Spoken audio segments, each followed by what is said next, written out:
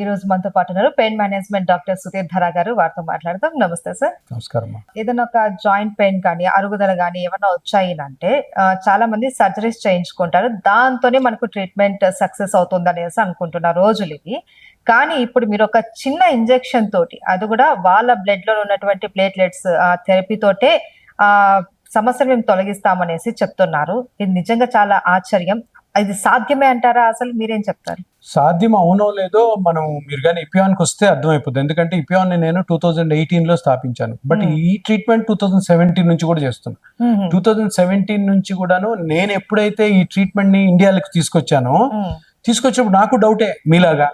మీరు ఇప్పుడు అడిగారు కదా పని చేస్తుంది సరే, నాకు తెలియదు పని చేస్తుంది లేదు, కానీ పని చేస్తాది అని మనకి గైడ్ లైన్స్, రీసెర్చ్ పేపర్స్ ఉన్నాయి.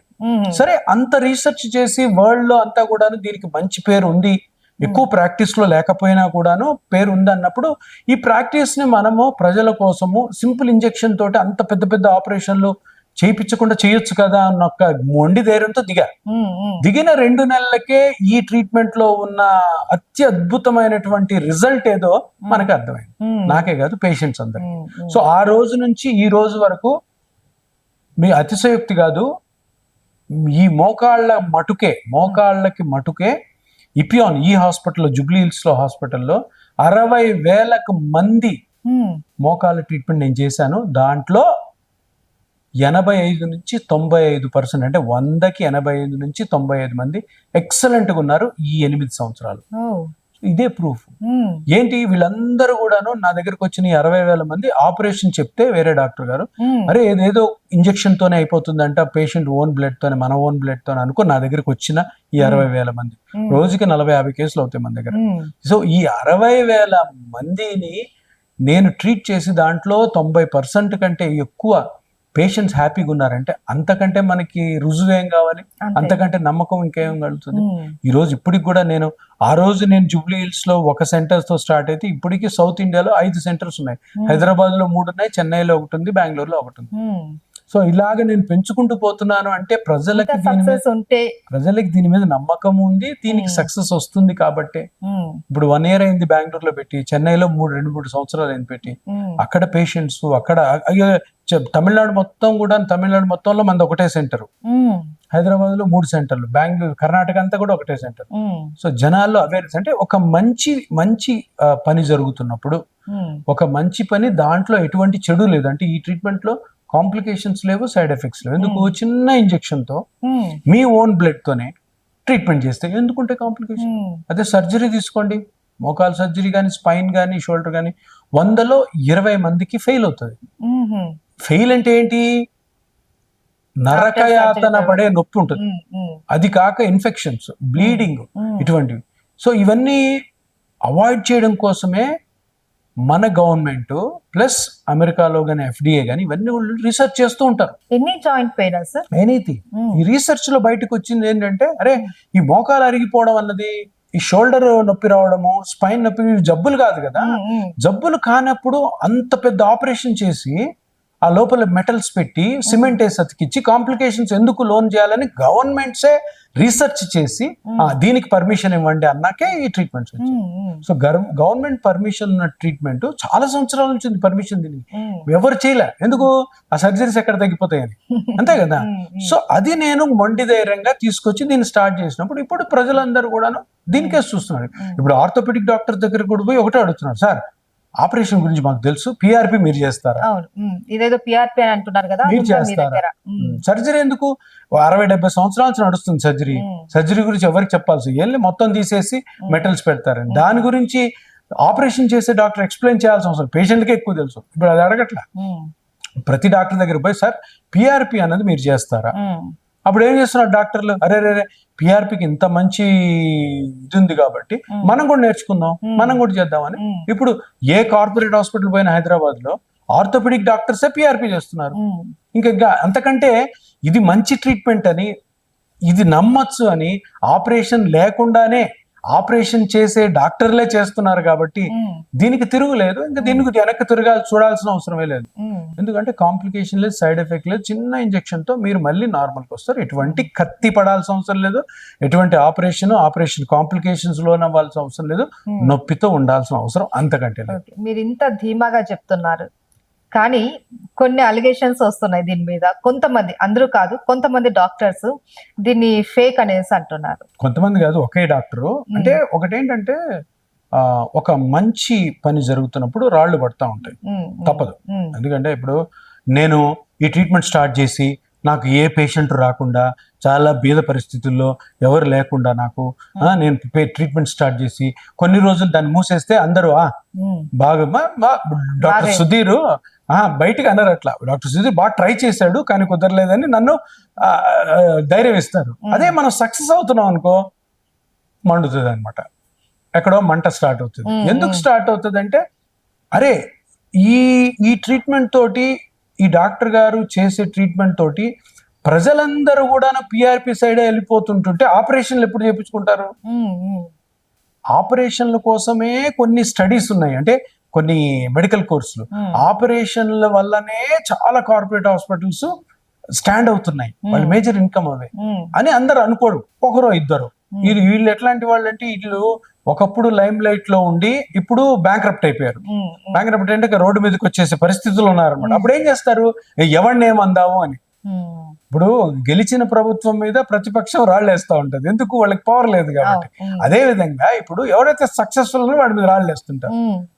ఓడిపోయిన వాడిని ఏం అనలేం కదా, దానికి మీనింగ్ ఉండదు. గెలిచిన వాడి మీద ఇటు సరిగ్గా చేయట్లేదు, ఇటు చేయట్లేదు, అట్లాగా ఇది తట్టుకోలేకుండా అభద్రతాభావంతో, తట్టుకోలేని మనస్తత్వము, ఇంకా దాంతో ఇంకా అవి వస్తున్నాయి తప్పితే. అంటే నేను చెప్పేది, నాకు ఎంతో మంది ఆర్థోపెడిక్ ఫ్రెండ్స్ ఉన్నారు, నా క్లోజ్ ఫ్రెండ్స్ అందరూ ఆర్థోపెడిషియన్సే. వాళ్ళు చేస్తున్నారు, వాళ్ళు నా దగ్గర నేర్చుకున్నారు, ప్లస్ వాళ్ళు నా దగ్గర కేసెస్ పంపిస్తారు. అందరు ఎందుకు అనట్లేదు? ఎందుకంటే ఇంకొక విషయం మీ అందరు తెలుసుకోవాల్సింది ఏంటంటే, పిఆర్పిని కనిపెట్టింది ఆర్థోపెడిక్ డాక్టర్సే, ఇది పెయిన్ మేనేజ్మెంట్ డాక్టర్స్ కాదు. కానీ ఆర్థోపెడిక్ డాక్టర్స్ పిఆర్పిని కనిపెట్టినా కూడా వాళ్ళకి దీని మీద గురి ఎందుకు ఉండదంటే, వాళ్ళు జాయింట్ పెయిన్స్ కి ఆపరేషనే ముఖ్యము, ఆపరేషన్ తప్ప వేరేది ఉండదని వాళ్ళ కోర్సులో వాళ్ళు నమ్మి ఉంటారు, వాళ్ళ గురువులు అట్లా చెప్పుంటారు, అందుకని వాళ్ళు అట్లా అంటారు. కానీ ఇప్పుడు ఏమైంది, ఇప్పుడు ఇది ప్రజా విప్లవం. ప్రజలు ఏమన్నారు, మాకు ఆపరేషన్ వద్దు, మాకు ఇంజెక్షన్ అవ్వాలి, ఇంజెక్షన్ అవుతుందని పలానా డాక్టర్ గారు చెప్తున్నారు, డాక్టర్ సుధీర్ దారా గారు చెప్తున్నారు, సో మేము ఇదే చేయించుకోవాలి, మీరు చేస్తారా? ఇప్పుడు ప్రజల డిమాండ్, పబ్లిక్ డిమాండ్ ఎప్పుడైతే ఉందో మనం ఏం చేయలేం, చచ్చినట్టు. అప్పుడు తెలివైన డాక్టర్లు ఏం చేస్తారు, ఆపరేషన్ చేస్తారు, అరే మనం కూడా స్టార్ట్ చేద్దాం, ఇది మంచిదే కదా, ఇది మనమే కదా కనిపెట్టింది అని చేస్తారు. కొందరు కొంచెం మతి స్థిమితం లేని డాక్టర్లు ఏం చేస్తారు, అరే ఇది మంచిది కాదు, ఇది మీరే దాన్ని స్టార్ట్ చేసి మీరే దాని మీద రీసెర్చ్ పేపర్లు రాసి ఇప్పుడు ఇది పని చేయదు, ఇదంతా అపోహ, ఇదంతా ఇది అనడం అది మంచిది కాదు. బట్ ఏంటంటే మనం కూడా ఇప్పుడు మానసిక స్థితి సరిగ్గా లేని వాళ్ళ గురించి మనం అంత కోపంగా మాట్లాడుకుంటే వాళ్ళని కూడా పేషెంట్ లాగే వాళ్ళని మంచి చేసే ప్రయత్నం చేయాలి, కానీ వాళ్ళని మనం కోపగించుకోవడం మంచిది కాదు. సో ఆయన పరిస్థితి బాగాలేదు కాబట్టి మనం కూడా సానుభూతి చూపించడం మంచిది. అయితే సార్, ఏ ఆరోగ్య సమస్యకైనా 4 గ్రేడ్లు ఉంటాయి, అలాగే మనకు ఆర్థోపెడిక్ జాయింట్ పెయిన్స్ కి కూడా 4 గ్రేడ్స్ ఉంటాయి. దీంట్లో మనకి ఈ పిఆర్పి ట్రీట్మెంట్ అనేది ఫస్ట్ 2 గ్రేడ్స్ కి మాత్రమే వర్క్ అవుతుంది, తర్వాత 3, 4కి వచ్చేసరికి అంత రిజల్ట్ ఉండదు అనేసి అంటారు. ఇది నిజమేనా? గ్రేడ్ 1, గ్రేడ్ 2లోనే పిఆర్పి పనిచేస్తుంది అనడం అన్నది ఒక 20-25 సంవత్సరాల క్రితము ఆ పిఆర్పి స్టార్టింగ్ దశలో ఉన్నప్పుడు కొన్ని పేపర్స్ వచ్చాయి, కానీ అవన్నీ చాలా ఓల్డ్వి. ఇప్పుడు జరిగిన రీసెర్చ్ పేపర్స్ లో అన్ని గ్రేడ్స్ లో కూడా గ్రేడ్ 3, గ్రేడ్ 4, ఒకవేళ గ్రేడ్ 5 అన్నది లేదు, అది ఉన్నా కూడాను పిఆర్పి ఎక్సలెంట్ గా పనిచేస్తుంది. ఎందుకు అంటే, ఎట్లా చెప్తారు సార్, ఊరికే అనేసారు ఆ మాట అని మీరు అనొచ్చు. నేను ఇంతకుముందు అన్నానా, ఇపియాన్ లో జూబ్లీ హిల్స్ లో మట్టుకే, చెన్నై, బెంగళూరు, నా హైదరాబాద్ లో ఉన్న వేరే సెంటర్స్ లో కాక ఇక్కడ మట్టుకు 60,000 కేసులు నేను మోకాళ్ళకి చేశానని చెప్పాను కదా, దీంట్లో 59,000 కేసులు గ్రేడ్ 4. గ్రేడ్ 4 వాళ్ళు మన దగ్గరికి వస్తారు. ఎందుకంటే గ్రేడ్ 3, గ్రేడ్ 2, గ్రేడ్ 1 వాళ్ళకి అంత నొప్పి ఉండదు, నొప్పి ఉన్నా కూడా వాళ్ళు ట్రీట్మెంట్కి వెళ్ళాలని అనుకోరు. మీకు అర్థం అవుతుందా? సో నేను చేసిన 60,000 కేసుల్లో 59,000 కేసులు గ్రేడ్ 4వే. మరి వాళ్ళందరూ ఇప్పుడు బాగున్నారు కదా, ఇంకెంతకంటే రుజువు ఏం కావాలి, ఇంతకంటే ప్రూఫ్ ఏం కావాలి? So grade 3, grade 4, grade 1, grade 2 ఏ గ్రేడ్స్ అయినా కూడాను మనం పిఆర్పి చేయడానికి అడ్డంకి కాదు, ఆటంకం కాదు, హర్డిల్ కాదు. హ్యాపీగా వచ్చి మీరు పిఆర్పి చేసుకోవచ్చు. వయసుతో ఏమైనా సంబంధం ఉంటుందా సార్? ఇప్పుడు పిఆర్పి అంటేనే ప్లేట్లెట్ రిచ్ ప్లాస్మా థెరపీ. అంటే బ్లడ్ లో ప్లాస్మా ఉంటుంది, ప్లాస్మా మీద ప్లేట్లెట్స్ ఉంటాయి, ప్లేట్లెట్స్ మీద గ్రోత్ ఫ్యాక్టర్స్ ఉంటాయి. సో అవి పేషెంట్వి, అవి ఇక్కడ పెరిఫరల్ బ్లడ్ నుంచి నరం నుంచి తీస్తాం. తీసి ఆ పార్ట్ ఎక్కడైతే డ్యామేజ్ అయిందో ఆ పార్ట్ లో వేస్తాం. అంటే నీ ఓన్ బ్లడ్ లోని కణాలే నీ పార్ట్ ని మళ్ళీ రీజనరేట్ చేస్తాం. దానికి వయసుతో ఏం సంబంధం? మేము ఇపియాన్ లో ఈ 60,000 మోకాళ్ళు అనుకుంటే 15 సంవత్సరాలు చిన్నపిల్లలు ఉంటారు 15 years నుంచి 98 years వరకు చేసాం. 98 నాకు 90 నుంచి 98 years వరకు ఈ 8 years గ్యాప్ లో ఉన్న పేషెంట్స్ 500 మంది ఉన్నారు. 90 to 98 అందరు బాగున్నారు. కొందరైతే 98 years అప్పుడు ట్రీట్మెంట్ చేసుకుని 5 సంవత్సరాలు అయింది, వాళ్ళకి 102, 103 వాళ్ళు అప్పుడప్పుడు ఫోన్ చేస్తారు, వస్తారు కూడా. చాలా హ్యాపీ అనిపిస్తుంది, సూపర్ హ్యాపీ అనిపిస్తుంది వాళ్ళని చూస్తే. ఎందుకంటే వాళ్ళకి లాంగివిటీ ఉంది. ఇదే ఆ నొప్పి కానీ వాళ్ళకి తగ్గించలేదు అనుకో, బెడ్ రిడన్ అయిపోయి త్వరగా చనిపోయే అవకాశాలు ఉంటాయి. అంతే కదా, నీకు మూమెంట్ లేకపోతే హార్ట్ పంపింగ్ ఉండదు, లంగ్ ఎక్స్పాన్షన్స్ ఉండవు, తిరిగితేనే ఆకలేస్తుంది, ఆకలేస్తేనే తింటాం, తింటేనే మోషన్ వస్తుంది, ఆ సర్కిల్ అంతా పోతుంది. సో వాళ్ళందరూ కూడాను ఇన్ కేస్ ఈ ట్రీట్మెంట్ లేకపోతే ఆపరేషన్ ఎట్లాగా చేయలేరు. 90లో లేకపోయి ఉంటే వాళ్ళు రియల్ గానే ఈ ఇంతకాలం బతికుండేవాళ్ళు కదా, త్వరగా చనిపోయేవాళ్ళు. ఎందుకంటే మూమెంట్ లేదు కాబట్టి. చిన్నపిల్లల్లో ఇప్పుడు బ్యాడ్మింటన్ ఆడే పిల్లలు ఉంటారు, స్పోర్ట్స్ క్రికెట్ ఆడే పిల్లలు, వాళ్ళకి knee joint, shoulder joint, ankle, hip joint injuries వస్తాయి. అందరికి కూడా ఏ వయసు అయినా కూడా ఈ పిఆర్పి చేయొచ్చు. అయితే సార్ పిఆర్పి దీనికి ఫౌండర్ ఏంటి మీరు? అయితే సుధీర్ ధారా దగ్గర దీనికి సంబంధించిన కాస్ట్, ఈ ట్రీట్మెంట్ కాస్ట్ కాస్త ఎక్కువ ఉంటుంది, కొన్ని చోట్ల దీనికన్నా కాస్త తక్కువ ఉంటుంది అనేసి ఇది ఒక్కటైతే వినిపిస్తుంది బయట. ఏంటి మరి, ఎందుకు ఇక్కడికి అక్కడికున్న వ్యత్యాసం ఏంటి ట్రీట్మెంట్ లో? మీరు అన్నట్టు వ్యత్యాసం ఉంది, కానీ ఆ వ్యత్యాసానికి అర్థం ఏంటంటే ఇప్పుడు పిఆర్పి ట్రీట్మెంట్ కి ఒక సిస్టమ్ ఉంటుంది. పిఆర్పికి మనం చిన్న చిన్న నీడిల్స్ వాడతాం, ఎలక్ట్రోడ్స్ వాడతాం, కిట్స్ వాడతాము. సో ఇవన్నీ కలిపి గవర్నమెంట్ ఒకటి ఫిక్స్ చేస్తుంది జనరల్ గా, రఫ్ గా. దాంట్లో ఒక 10% అటు ఇటు మనం డాక్టర్ గా చేసుకోవచ్చు, మనం ఎస్టాబ్లిష్మెంట్ దీనికి అంతే. 10% అటు ఇటు. ఇన్ కేస్ నేను పిఆర్పి రూపాయికి చేస్తున్నాను అనుకోండి, అదే ఎవరన్నా 25 పైసలకో 30 పైసలకో చేస్తున్నారంటే ఎంతో ట్రీట్మెంట్ నాణ్యతలో లోపం ఉందని అర్థం. అంతే కదా. ఇప్పుడు హెల్త్ కి సంబంధించింది ఇది సబ్బు కాదు, లేదా గోధుమ పిండి కాదు, బియ్యం కాదు, ఇది హెల్త్ కి సంబంధించింది.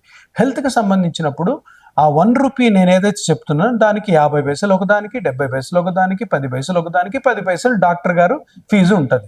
అంతే, దాంట్లో ఎవరు చేంజ్ చేయలేరు. ఇప్పుడు ఈ 50 పైసల్లో నేను ఏదో ఎక్విప్మెంట్ కొంటున్నానో దాన్ని మళ్ళీ వాడినా, అది వాడి పడేయకుండా, లేదంటే సరైన సిస్టమ్ లేని చోట వాడినా, ఈ ఇంజెక్షన్స్ చేస్తున్నప్పుడు స్కానింగ్ యూజ్ చేయకుండా, ఇప్పుడు స్కానింగ్ మిషన్ కొనాలి, స్కానింగ్ మిషన్ ఒక 2 కోట్లు ఉంటుంది, అది లేని మిషన్ లేకుండా చేసినా అప్పుడు ఖర్చు తగ్గిపోద్ది. సో అట్లాగా ఎవరైనా తక్కువకి చేస్తున్నారు అంటే తప్పకుండా ఆ ట్రీట్మెంట్ లో నాణ్యతలో డెఫిసిట్, లోపం ఉంటుంది అని అందరు గమనించి. ఎందుకంటే నేను ఒక వస్తువు కొనడం లేదు, నేను ఒక ప్రయాణం చేయట్లేదు, నేను ఒక సినిమాకి పోవట్లేదు, నేను ఒక రిసార్ట్కి పోవట్లేదు, నేను నా హెల్త్ గురించి వెళ్తున్నాను. ఎప్పుడు కూడా హెల్త్ లో కాంప్రమైజ్ అవ్వకండి. మీరు ఎప్పుడు కానీ పిఆర్పి చేయించుకోవాలనుకున్నప్పుడు ఒకటే ఒక విషయం గుర్తుపెట్టుకోండి, ఏ హాస్పిటల్లో అయితే ఆ డాక్టర్ ఎక్కువ కేసులు చేసి ఎక్స్పీరియన్స్ ఉన్న డాక్టర్ అయితే అక్కడికి వెళ్ళండి. ఇంకొకటి, ఏ హాస్పిటల్ అయితే అంత సిస్టమ్ ఉందో, ఎక్విప్మెంట్ బాగుందో, ఎక్స్పీరియన్స్ డాక్టర్స్ టీమ్ ఉందో అటువంటి హాస్పిటల్కి వెళ్ళండి. అరే అక్కడ తక్కువ ఉంది కదా అని చెప్పేసి ఒక ₹10 తక్కువ ఉందని చెప్పి అటు పరిగెత్తారనుకో, మీకు మంచి జరగకపోగా చెడు జరిగే అవకాశం ఉంది. అందుకని చాలా కేర్ఫుల్గా ఉండాలా. హెల్త్ లో మటుకు, వైద్యంలో మటుకు తక్కువ రేటుకి జరుగుతుందని అటు పరిగెత్తడం చాలా డేంజర్. ఇది అందరూ తెలుసుకోవాలి. చూసారు కదండి, పిఆర్పి ట్రీట్మెంట్ అంటే చాలా మందికి చాలా అపోహలు ఉన్నాయి. ఈ ట్రీట్మెంట్ ఎంతవరకు సక్సెస్ అవుతుందా అనేసి. సో ఈ రోజు మనకు పెయిన్ మేనేజ్మెంట్ డాక్టర్ సుధీర్ ధరా గారు చెప్పిన ఈ ఆన్సర్ చూస్తే మనకు అందరికీ అర్థమవుతుంది ఇది ఎంత సక్సెస్ రేట్. ఇది ఏజ్ తో కూడా సంబంధం లేదు. ప్రతి ఒక్కళ్ళు కూడా ఈ జాయింట్ పెయిన్స్ ఏవైతే ఉన్నాయో దానికి ఈ చిన్న ఇంజెక్షన్ తోటి మీ సమస్యనంతా కూడా సొల్యూషన్ దొరుకుతుంది అనేసి ఆయన మాటలో మనం తెలుసుకుందాం. నమస్తే.